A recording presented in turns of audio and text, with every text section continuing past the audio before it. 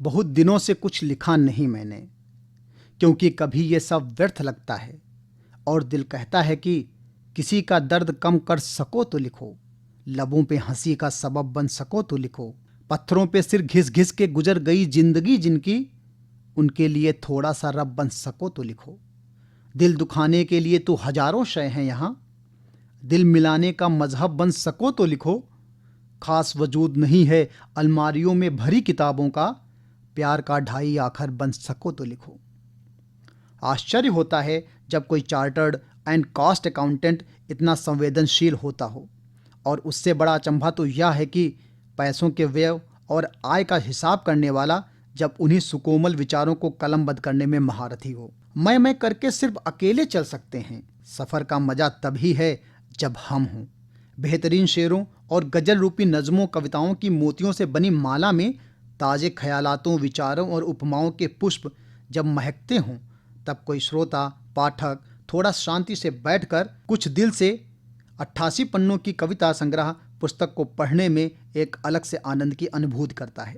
नमस्कार साहित्यिक प्रेमियों, मैं आलोक सिंह गुमशुदा आज आप सबके पसंदीदा यूट्यूब चैनल साहित्यिक हस्ताक्षर के बुक रिव्यू के सेगमेंट में 17वां एपिसोड लेकर हाजिर हुआ हूँ। आज जिस बुक का रिव्यू लेकर हम आए हैं वह है कुछ दिल से, जिसके रचनाकार हैं श्री गिरीश गुप्ता जी। कुछ दिल से ही निकलेगा हम तक पहुँचने का रास्ता, दिमाग से सोचेंगे तो फ़कत दूरियां ही बढ़ेंगी, दिल में समा लेंगे कितने भी हों हम उनके, माना कि कुछ भी नहीं है हम उनके। किसी मंझे हुए कवि लेखक गजलकार की तरह chartered and cost accountant Shri Girish Gupta ji सुंदर भाव, दूरगामी सोच लिए इस काव्य संग्रह कुछ दिल से के माध्यम से हम सबसे मुखातिब होते हैं। उनके जिंदगी के प्रति कई दृष्टिकोण इस काव्य संग्रह में आप देख पाएंगे।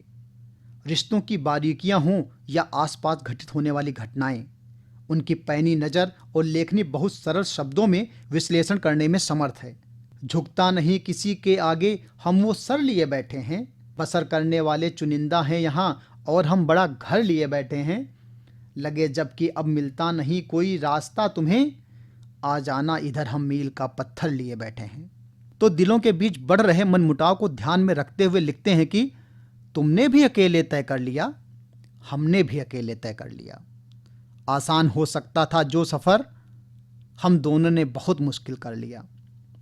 तो न्यूक्लियर फैमिली और हाईटेक सिटी पर उनकी कलम लिखती है कि जहां सुन सको बच्चों और बूढ़ों की हंसी एक साथ, शहरों में अक्सर ऐसे मकान कम नजर आते हैं, और अब टीवी पर देखकर चांद, खोलना होगा करवा चौथ का व्रत। इन गगनचुंबी इमारतों में आसमान कम नजर आते हैं। कुछ दिल से काव्य संग्रह में आप बोलते चमकते महकते शेरों को पाएंगे।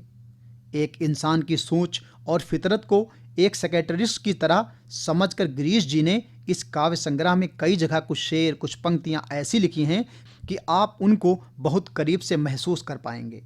आम रहना किसको रास आता है, सबको कोई खिताब चाहिए, कांटों पे किसी को नहीं चलना, सबको राहों में गुलाब चाहिए।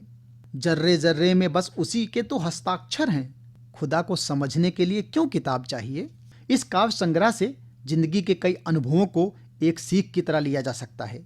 जैसे एक जगह गिरीश जी लिखते हैं कि हर चीज की दवा हो ये जरूरी तो नहीं, अपने जख्मों को अब खुला छोड़ देते हैं, लेटना है कब्र में आखिर सिर्फ कफन ओढ़ के, इकट्ठा करना तमाम साजों सामान छोड़ देते हैं। तो दूसरी जगह वह लिखते हैं कि जिंदगी में थोड़ा ठहराव जरूरी है, धरती पे रखना पाँव जरूरी है, परिंदे थक के घर लौटना तो चाहते हैं, दरख्तों की थोड़ी छांव जरूरी है। ईंट पत्थर की इमारतें बेशुमार हैं शहरों में, इंसान नजर आए ऐसे गांव जरूरी हैं। कुछ दिल से काव्य संग्रह में आप वह सभी काव्यात्मक विधा में पाएंगे जो आप देखते हैं, सुनते हैं और महसूस करते हैं। गिरीश जी अपनी लेखनी के माध्यम से जिंदगी को जीने के गुर भी सिखाते हुए मिलेंगे। कुछ गीत लिखिए, कुछ गुनगुनाते रहिए, जिंदगी का जश्न यूं ही मनाते रहिए, यूं ही सवालों में ना गुजर जाएं ये कहीं, बेवजह जिंदगी पे ना कोई इल्जाम लगाते रहिए। गिरीश जी की कलम इस काव्य संग्रह में कहीं कहीं उपदेशात्मक शैली इस्तेहार कर लेती है, तो कहीं सीखने की मुद्रा में आ जाती है। जो तेरा किया है तेरे सामने आ ही जाएगा, दोस्त तू इसका किसी पे मढ़ नहीं सकता, जिसे थोड़ा सा भी झुकने की अदब नहीं है, मंदिर की सीढ़ियां वो कभी चढ़ नहीं सकता। इस काव्य संग्राम में आप बहुत सी सुंदर कविताओं का रसास्वादन करेंगे। एक कविता है वक्त। इस कविता को पढ़कर ऐसा लगेगा कि वक्त स्वयं हम सभी को समझा रहा हो, मैं मौन हूं पर चुप नहीं हूं। बोलना मेरी नियत में नहीं है, मेरी आवाज सुनाई नहीं देती, इसलिए कोई मुझसे डरता भी नहीं है। इसी कविता में वह लिखते हैं कि तुमने किसी बुद्ध की नहीं सुनी, तुमने किसी सिद्ध की नहीं सुनी, तुम शब्दों की भाषा समझते ही नहीं हो, पर मैं शब्दों की सीमा जानता हूं। इसलिए मैं मौन रहता हूं, पर मैं चुप कदापि नहीं हूं।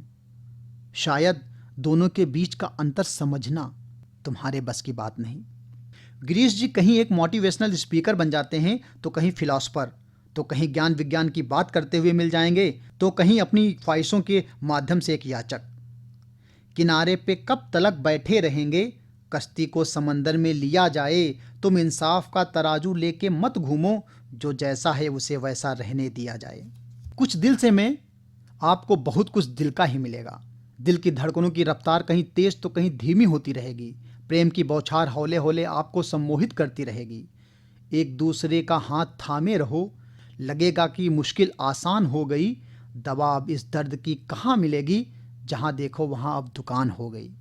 हमेशा थोड़े बहुत की गुंजाइश रहती है, और यही गुंजाइश आपको निरंतरता प्रोवाइड करती रहती है, स्टेबिलिटी की तरफ ले जाने की कोशिश करती रहती है। 1000 किताब पढ़कर भी ना समझ सका जो बातें वक्त ने सिखाई हैं।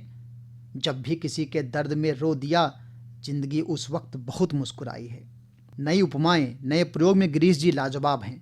वह लिखते हैं कि सोने की लंका भी ढह जाएगी, ख्वाबगर सुपड़खा की नाक से हो गए। कटाक्ष भरी कुछ पंक्तियां भी इस कुछ दिल से काव्य संग्रह में अपना असर छोड़ती हैं। जैसे सरकार, सिपाही, गवाह और गुनाह सब उन्हीं के हैं, सच के हक में इसलिए कोई फैसला नहीं दिखता।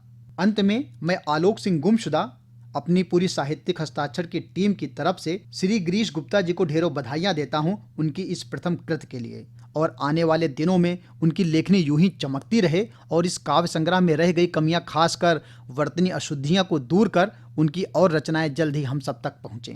हाथ को खुला ही रहने दो, पकड़ने को कुछ भी नहीं है, जंजीर की क्यों तलाश करते हो, जकड़ने को कुछ भी नहीं है।